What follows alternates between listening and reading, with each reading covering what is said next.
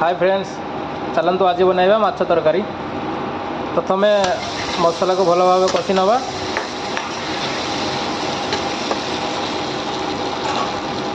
से अल्प किछि पानी दे 5-10 मिनट पर्यंत फुटे दवा।